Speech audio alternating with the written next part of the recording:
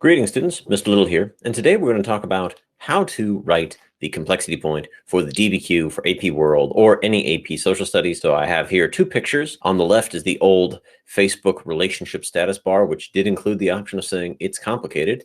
And on the right is the unicorn. And I have these pictures here because the complexity point is sometimes called the unicorn point for how rare it is, and is also, in general, just pretty complicated. So with that said, let's get started. Now, this presentation is going to be using the 2019 Portuguese and Indian Ocean DBQ, so you can go grab that DBQ in its entirety from College Board's website. The link is there below. And I will also be using excerpts from graded student responses to help demonstrate parts of the essay that I'll be discussing. So there will be actual graded responses. So you might remember from one of my other videos, I discussed the suggested paragraph structure for a DBQ, which includes a topic sentence, then chunks, which include the description, support, and reasoning, followed by either complexity or outside evidence, followed again by a chunk, followed by, again, either complexity or outside evidence. So this is the general structure that I recommend so that you don't get into a great panic while you're writing and have a structure to follow. However, complexity sort of upends my plan, and that is because complexity must be woven throughout the essay. Complexity can't just be in a single spot. Rather, complexity must be in multiple places with multiple examples. It's not a one and done. It's not a formulaic element to the DBQ as so many other elements of the DBQ are. That does contradict what I said earlier, but nonetheless, I am going to show you some formulas and some structures because planning is good.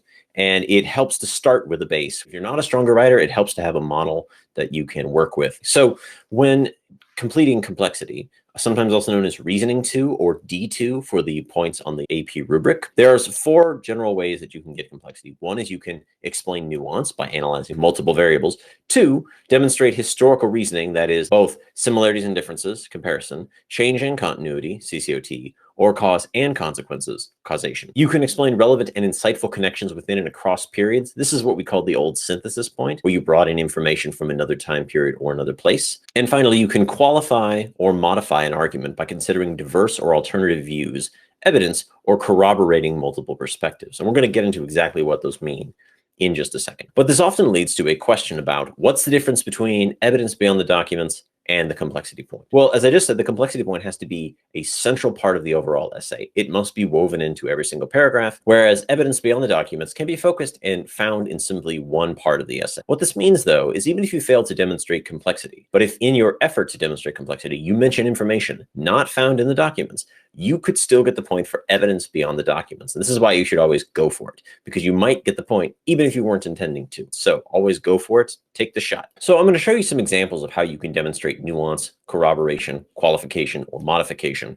And bear in mind that these are very overly structured examples and that you can probably demonstrate this without following my exact formula here.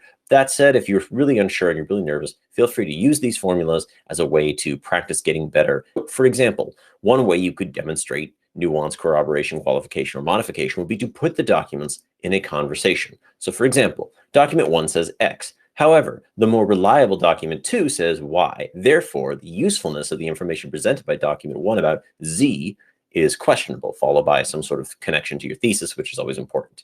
The idea here is that we've questioned document 1 by bringing in information from document 2. We've put the documents in conversation. Now, that doesn't always mean that documents will disagree. In fact, you can bring in documents that do agree. Putting the documents in conversation is one possible approach to complexity.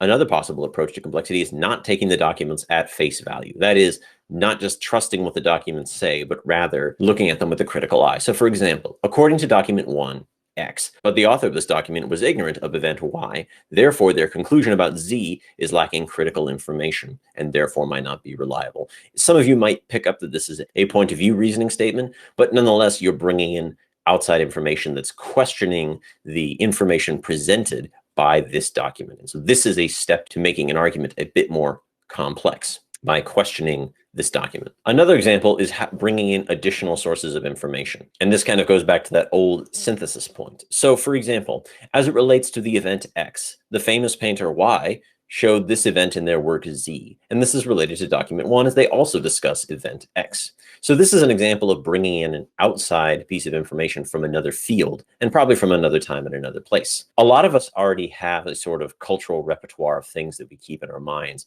that we could potentially bring into help support our essays. So for example, I've had students who are really into art cite Frida Kahlo in their essays as evidence of a particular trend or process that they are writing about. I've also had students that were really into philosophy talk about Goethe, the German philosopher, as well as individuals discuss famous entrepreneurs that they're really big fans of. So there's many ways to bring in additional sources of information that are not directly related to history that can help corroborate, qualify, or modify any document that you're working with. And of course, you need to connect this to your thesis because you can't just have this be a one-off. It has to be related to what you're arguing. And finally, there's simply the classic counter example, another piece of evidence that directly pushes back against something that a document says. So for example, while document 1 clearly says X about group Y, historically group Y had a different view of the author of document 1 and would argue Z against document 1. And this then goes to the question of credibility or the question of perspective. And you'd want to link that back to your thesis. These 4 examples are 4 potential approaches to making things a little bit more complex with your writing. Now, again, these are very overly structured examples, and I would encourage you to maybe practice flowing, if you will. And later I'll show you some examples of how you can flow a little bit more with your writing. But before we get to the examples, I want to talk about why students might not get the complexity point. And so I took these from the scorer's notes of the 2019 exam. So why wouldn't a student essay have gotten the complexity point? And I want to make clear that for a lot of these essays, they actually got every other point except for the complexity point. And so it's not that these were bad essays per se, they just were not complex essays. And let's take a look at what the scorers themselves actually said. So for example, several scorers noted that essays were merely a description of events, a lack of in-depth analysis. So for example, quote, the essay leans towards descriptive narrative, end quote. It's not complicated because it just tells the story of the rise of Portuguese power in the Indian Ocean. Or another example of this same topic is, quote, one-dimensional narrative described an unqualified chronology of rising Portuguese power. So in other words, they sort of took the documents at face value and simply told a story of rising Portuguese economic and military power and didn't really look at the quote-unquote other side or the impediments or the blockages that the Portuguese encountered. So in general, if your essay is just a description of events, a sort of retelling of history as you learned it in your textbook or in your classroom, that's not going to be complex. Another common statement regarding the lack of complexity points was not exploring the evidence. So for example, quote, neglecting significant implications of the potential evidence. This is another way of saying they took the documents at face value. And this is a good reminder that you want to consider corroborating the documents, right? Putting them together to either support each other or perhaps using one document to take down another. Another great example of this was, quote, the evidence, though competent, as in utilized and analyzed competently and well, does not substantially qualify or modify the narrative of rising Portuguese power. That means that the documents were well analyzed, but in total, the essay does not actually question what many of the documents are saying, which is that Portuguese power is rising in the Indian Ocean. Even the documents of this DBQ that are substantially sort of anti-Portuguese do testify tangentially to the increasing power of the Portuguese Navy in the Indian Ocean. And this particular writer didn't question that narrative, but rather used all of the documents to testify to the rising power of the Portuguese in the Indian Ocean. And finally, one of the perhaps easier ones to deal with would be not demonstrating historical thinking. So for example, quote, the argument is straightforward change over time narrative, right? Not a continuity in change over time narrative, but just a straight change over time narrative. So there's no continuities there. Or two, quote, the argument is monocausal, structured around Portuguese profit-seeking. In other words, of the reasons why the Portuguese sought to expand their control and trade in the Indian Ocean, this particular essay focused only on Portuguese profit-seeking and didn't bring in any other potential causes that might qualify, corroborate, or modify the cause of profit-seeking. So with that out of the way of what doesn't count as complexity, let's talk about some things that do. So if you look at this example I have on the right, the parts highlighted in red indicate complex writing. Feel free to pause the video and have a look at it yourself, or access the slides in the link below. So for example, this includes two things. One, it includes a reference to the second document, so a corroboration of the document. And this also demonstrates a level of nuance by talking about how the Portuguese have changed the Indian Ocean trading system by limiting trade, even as trade itself expanded to newer locations, specifically Portugal. This is a level of nuance because it's not that just the Portuguese are dominating the Indian Ocean, but they are modifying the Indian Ocean in a way that benefits them. This student essay is in part getting at. It's not just a domination of the Indian Ocean, it's a transformation of the Indian Ocean to benefit the Portuguese via the removal of their Muslim rivals and preventing their rival, the Ottoman Empire, from getting a foothold in the Indian Ocean.